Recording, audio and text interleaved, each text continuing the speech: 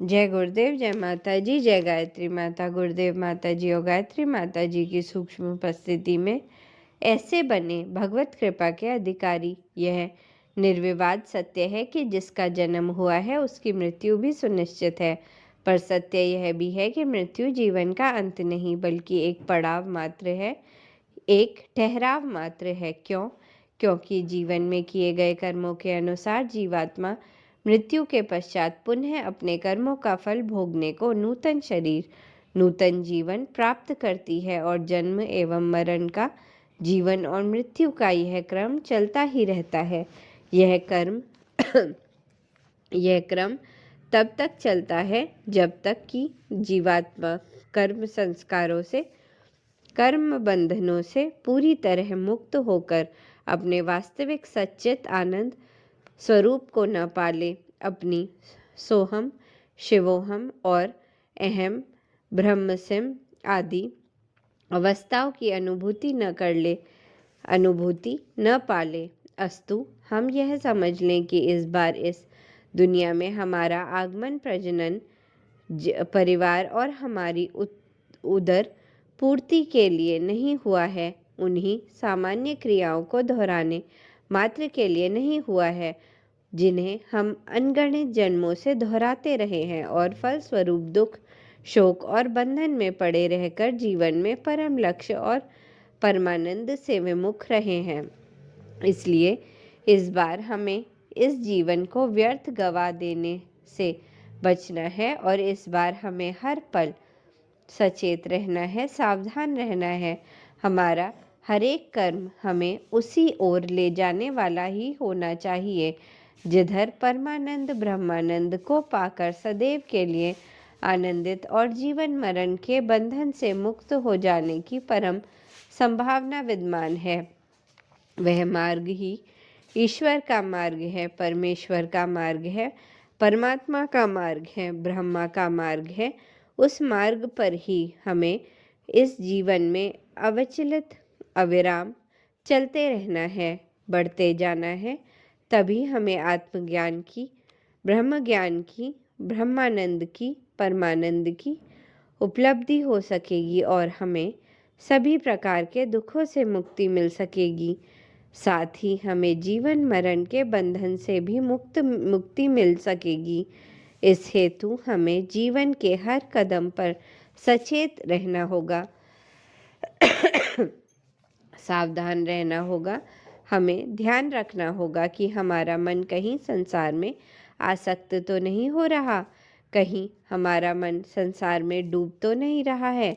इसको लेकर हमेशा अपने मन पर हमें पैनी नज़र रखनी होगी। हमें इस संसार में रहना है, पर संसार मेरे मन में न रह सके, न टिक सके। हमें हमेशा इस बात का ख्याल रखना है और सावधान रहना है, क्योंकि सावधानी हटी तो दुर्घटना घटी। हमें संसार में रहकर अपने पारिवारिक, सामाजिक, राष्ट्रीय एवं मानवीय कर्तव्यों का पालन उच्चतम नैतिक मूल्यों, मानवीय मूल्यों व आदर्शों के साथ करना है, इसमें कोई संदेह नहीं। पर हमारे मन मंदिर में संसार पल भर के लिए भी न हो। हमारे मन मंदिर, हृदय मंदिर में हमेशा भगवान का वास हो। मन मंदिर में, हृदय मंदिर में भगवान का वास जितना प्रगाढ़ होगा, हमारा मन संसार से उतना ही विरक्त होगा और भगवान में उतना ही आसक्त होगा। हमारे मन में भगवान का सदैव के लिए वास हो, इस हेतु हमें नियमित रूप से भगवत ध्यान, शास्त्रों व साहित्यों का स्वाध्याय, सात्विक आहार विहार, जीवन में शुचिता, पवित्रता आदि का अभ्यास करते रहना होगा।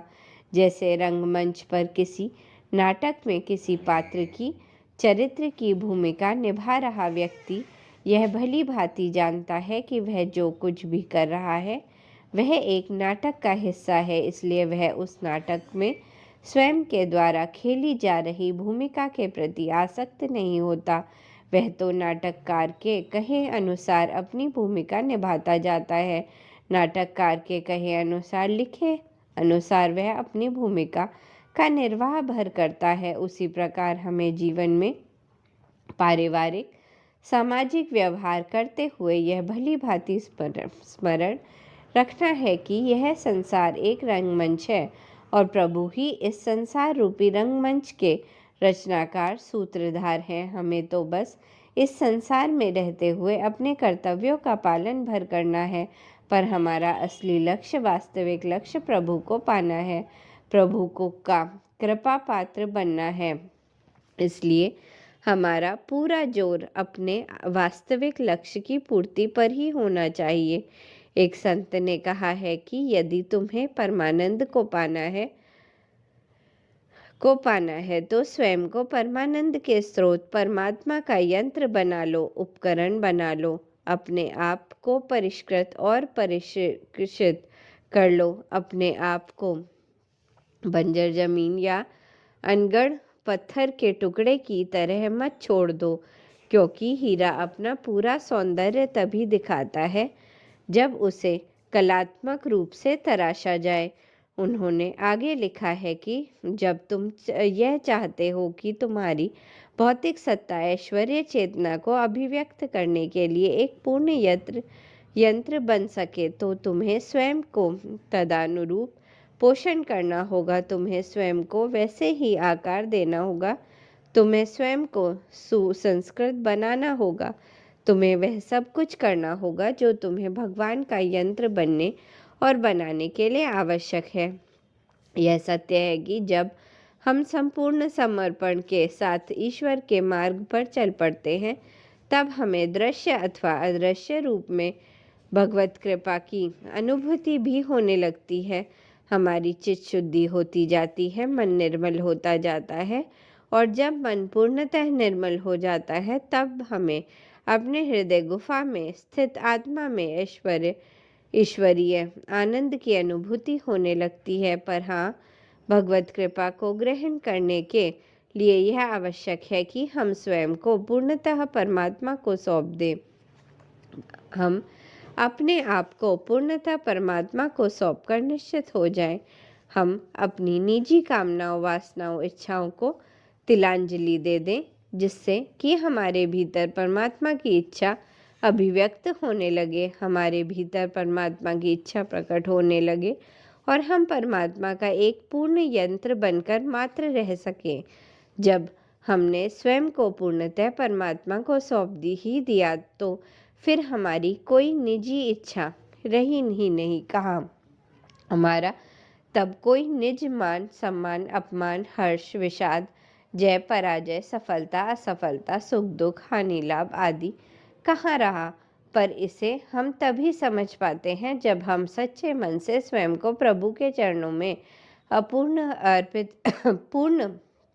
पूर्णतः अर्पित कर देते हैं, सौंप देते हैं। तभी हम भगवत कृपा ग्रहण कर पाते हैं।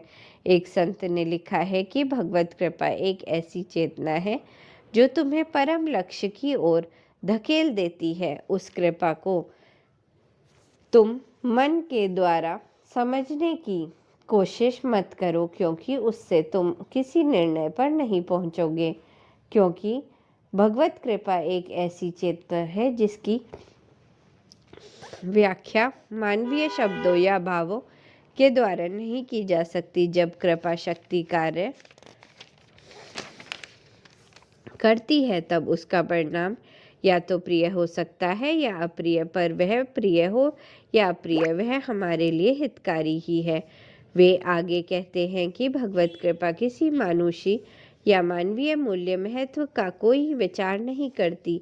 ऐसा भी हो सकता है कि मनुष्य की सामान्य और ऊपरी दृष्टि से उसका परिणाम संहारकारी हो, परंतु वह व्यक्ति के लिए सर्वदा ही सर्वोत्तम होता है। वह भगवान की ओर से आती है, जिससे कि मनुष्य छलांग भरते हुए प्रगति पथ पर, आनंद पर, भगवत पथ पर अग्रसर हो सके। कृपा वह भावना है जो तुम्हें तीव्र गति से सिद्धि की ओर, परमानंद की ओर ले जाती है।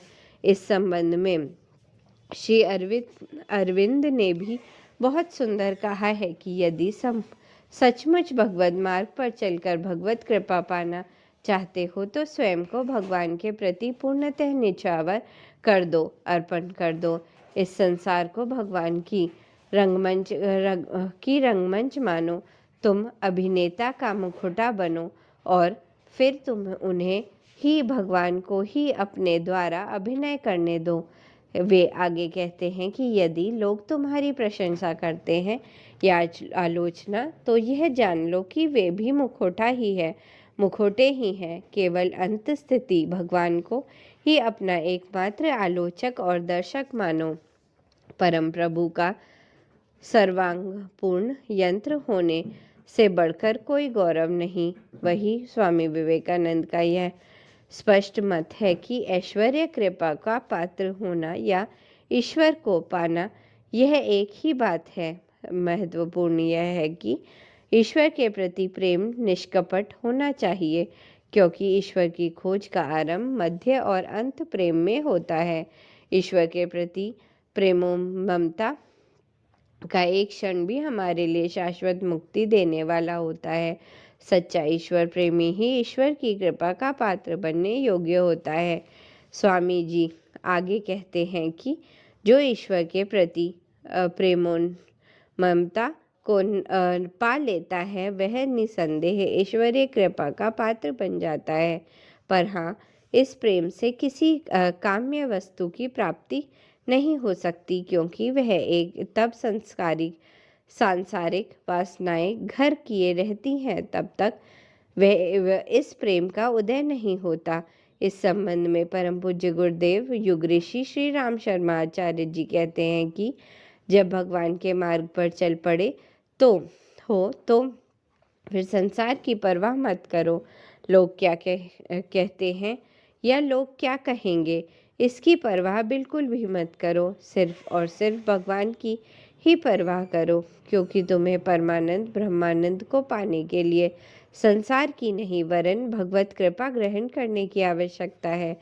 पूज्यवर आगे कहते हैं कि इसलिए सच्ची भगवत भक्ति और भगवत ध्यान के निरंतर अभ्यास से मन को सभी प्रकार से विचारों से मुक्त कर लो और स्वयं को पूर्णतः परमात्मा को सौंप दो। परमात्मा सर्वव्यापी, सर्वशक्तिशाली और शरणागत वत्सल है।